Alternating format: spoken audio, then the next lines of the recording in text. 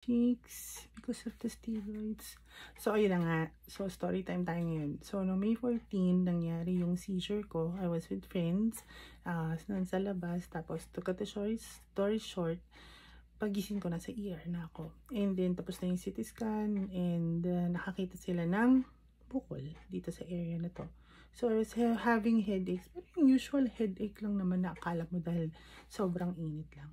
And then, na-confine ako. And then, they found out through series of tests na, yun na nga, meron akong bukol dito that they have, or parang kino-consider namin for surgery. And then, I got out of the hospital and had my second opinion last Saturday. And dulo-dulo, ano pa rin, parang the best pa rin is to undergo the surgery kesa sa irradiation lang siya. So, it's considered not an aggressive tumor dito sa area na to. So, kaya nire-ready ko rin yung sarili ko kasi bubutasan siya. Tapos, kukunin yung tumor. And then, they will test it out kung anong next steps na susunod na pwedeng gawin para ma-prevent pa kung meron pang ibang complications.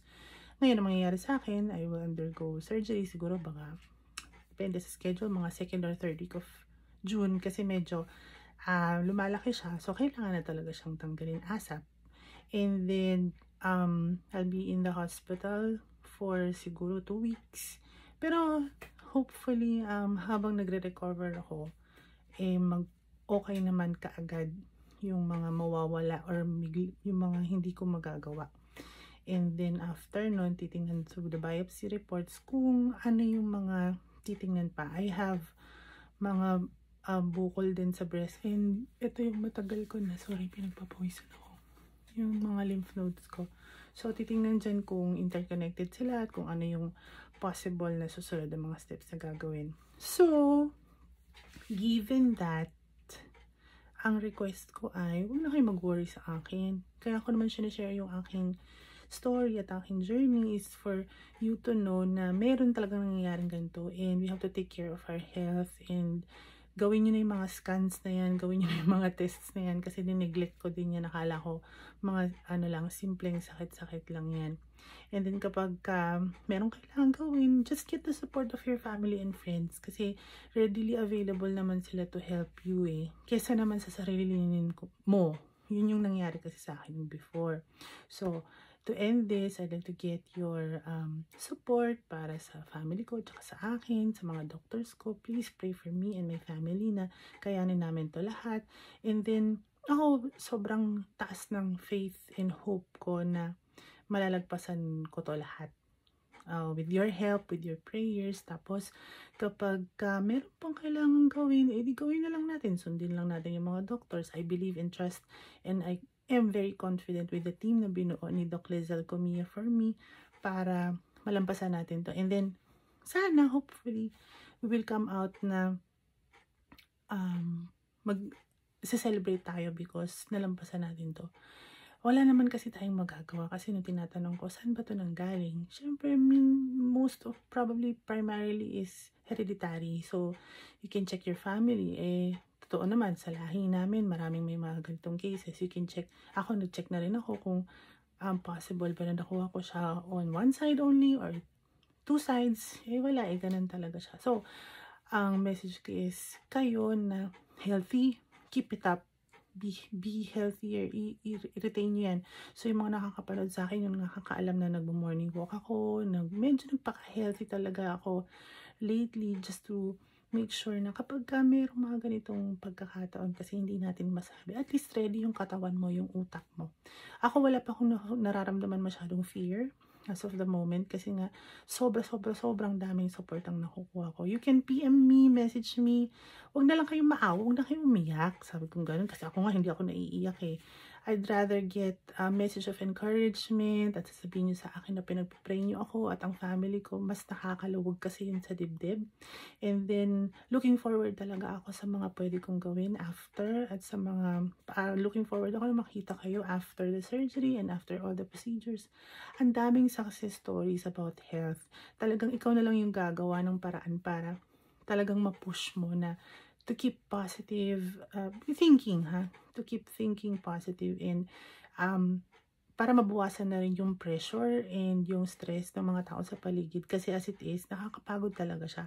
Ako nga ngayon, sumusunod lang ako sa mga instructions pero the people around me, sila yung mas pagod sa akin. So, kailangan hindi matigas yung ulo ko. Susundin ko lahat ng mga ginagawa nila. So, pag magpapakalugmok pa ako, magpapakalungkot ako, so saan tayo pupulutin ito, hindi ba? And after this, sana, kapag may ways para makatulong tayo sa ibang tao for information and clarification ng mga bagay-bagay. Kasi ang dami kong nakakausap na parang hindi rin nila naintindihan yung proseso. May fear din sila. So, medyo siguro dapat tanggalin natin and face it head on. Kaysa naman sa isip tayo ng isip, worry tayo yung worry, walang mangyayari lalo Hindi lang ikaw, pati yung family mo, tsaka yung mga tao sa paligid mo.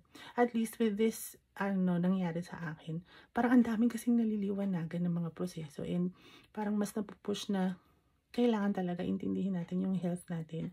Kailangan intindihin natin not only the physical health but also the mental health. Kasi as early as now, nire-ready ko na yung sarili ko Kailangan talaga kapag after the procedure, kung ano man ang mga dapat ko pang gawin after, ready ako sa mga haharapin kong challenges. And for me, ngayon pa lang napiprepare na ako. Maganda kasi yung meron ka ng routine. Example, you are medyo living a healthier life compared before. Ituloy mo yun. Para kapag ka after nga ng procedure, alam mo yung babalikan mo. I may be losing some of the memory, some of the cognitive skills daw, some of the motor skills, but I am hopeful na unti-unti mababalik siya kaagad with the help of my family and friends and yung supporta niyo sa akin. So, ako open book ako, hindi ako nahihiyang magsabi na may sakit ako.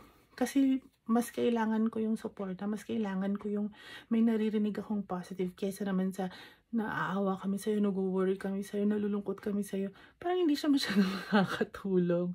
Okay? So, mas maganda pa yung send out positive energy, send out good vibes dun sa mga tao, lalo na mga may sakit. Kasi nga, kailangan talaga yan. And mind you, ang dami kong nakakausap undergoing the same or similar circumstances. And yung iba nga, mas mahirap pa yung sitwasyon nila sa akin. Ako, sobrang blessed ako, sobrang thankful ako kasi I have full support from my family and friends and I have good faith in the Lord, kay Mama Mary. Sa kanila talaga ako sumasandal. So, nasa sa inyo yun kung paano nyo ititreat lahat ng mga bagay. But I treat this not as a curse, but as a blessing. It's an opportunity kasi nung nangyari sa akin yung seizure, wala man lang ako kahit galos.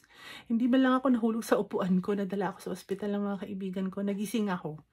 Yun pa lang, di ba, blessing na. Samantalang iba, hindi sila nabigyan ng chance. Ako, nung namatay ang daddy ko, wala na. Hindi na namin siya nakita. Namatay ang tito ko, wala na rin siya. Hindi na namin siya naalagaan or whatsoever. But ako, I am given the chance to prepare for this challenge, to prepare kung ano mga yung mga pwede pang gawin, di ba? Kaya excited ako. Actually, gusto ko nga mag-impake na ako para mag-prepare ko lahat ng gamit ko. For a stress-free or less stressful na mga pangyayari, na mga gagawin, i-condition mo rin yung sarili mo na para hindi ka na makakadagdag dun sa burden ng iba kasi sila, iniisip na nila yung welfare mo. Tapos ikaw pa ba, magpapabebe ka pa ba? Diba? And, as a final note, tandaan, hindi kailangan, as a final note, pwedeng magpaganda or pwedeng magmaganda kahit may karamdaman ka. So, bukas meron ulit akong early check-up sa mga doctors ko, but hoping na makakapag-schedule na kami kaagad ang masusunod na gagawin. So, yung mga ayaw namang makinig sa story ko, skip mo na lang to. Ayaw mong marinig ang aking challenge, okay lang. Basta ako, ginagawa ko to para sa mga tao sa paligid ko, para sa sarili ko, at para rin somehow makatulong ako dun sa mga taong pinanghihinaan ng loob at katawan sa panahon nito. Lalo na sa pandemic. So, ingat-ingat po tayong lahat. Take care of yourselves, take care of your families. Pag-pray nyo po ako ng matindi at kailangan ko po yun. And that's it. Good night.